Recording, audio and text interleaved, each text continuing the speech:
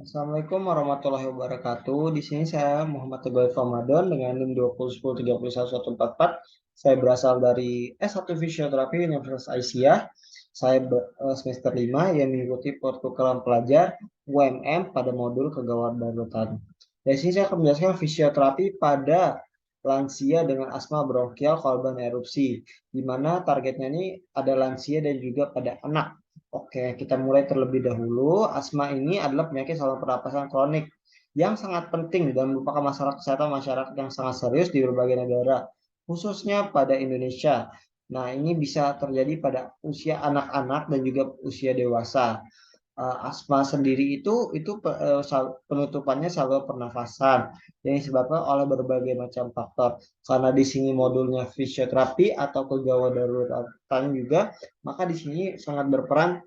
Kenapa sih asma itu bisa terjadi karena apa? Karena darurat. Nah, di sini dijelaskan bahwa asma sendiri itu timbul karena eh, penyumbatan pada saluran pernafasan. Nah, kenapa harus erupsi? Karena erupsi ini saat orang terjadi gempa itu mengeluarkan partikel-partikel yang kecil. Nah, partikel-partikel yang kecil ini, partikel-partikel yang kecil ini eh, bisa masuk ke dalam, bisa masuk ke dalam, bisa masuk ke dalam saluran pernafasan. Nah, partikel kecil ini berupa abu vulkanik, terus apalagi terus itu bisa eh, abu vulkanik, terus itu bisa apalagi abu vulkanik yang kecil, pasir, batu, dan lain sebagainya, ataupun kerikil yang sangat kecil banget ya, hampir tidak terlihat, yaitu seperti itu. Nah, karena ini berkaitan dengan pernafasan, harusnya cukup sangat penting banget, karena untuk menanggulangi agar prosesnya tidak terjadinya kematian. Nah, contoh di sini untuk udah dari pengertiannya dari erupsi maupun dari asma. Nah, lanjut. Untuk intervensi dari segi fisioterapinya yaitu latihan kontrol pernafasan atau breathing control.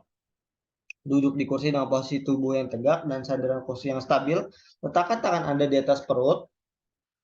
Bernafaslah melalui hidung. Rasakan perut saat Anda mengembang dan mengempis dengan perlahan. Rilekskan dada, bahu, dan lengan Anda. Ulangi pola pernapasan tersebut untuk mendapatkan pola pernapasan yang tenang dan nyaman. Nah, seperti ini, seperti yang Anda lihat eh, di flyer saya, ini ada gambar. Nah,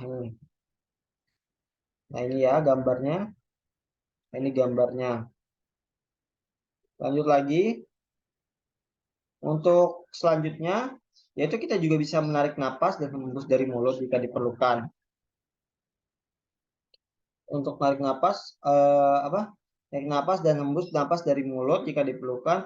Upaya mengatur saat berjalan. Nah, ini saat kita dalam posisi berjalan, kita bisa mengatur pernafasan. Upayakan mengatur napas saat berjalan, tarik napas dalam 2 langkah dan hembus napas juga dalam 2 langkah, atau tarik napas dalam 1 langkah dan hembus napas dalam 2 langkah. Nah, seperti itu. Untuk pengobatan dan sebagainya itu bukan ranah dari fisioterapi, melainkan dari kedokteran. Apabila sudah tidak mampu, maka bisa diberikan obat. Obat seperti apa? Obat pernafasan, obat yang dihirup seperti oksigen, seperti itu. Nah,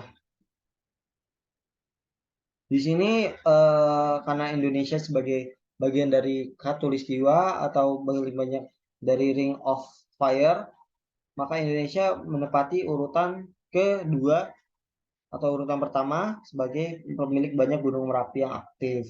Oleh karena itu sangatlah penting bagi kita untuk mengetahui bagaimana intervensi dari fisioterapi atau tindak lanjut dari orang yang terkena bencana, terutama pada bidang eh, erupsi ataupun yang lain sebagainya, bagaimana kita cara mengontrol pernafasan. Inilah tindakan awal dalam mencegah terjadinya asma. Mencegah lebih baik daripada mengobati. Sekian dari saya, sekian dari Muhammad Ramadan.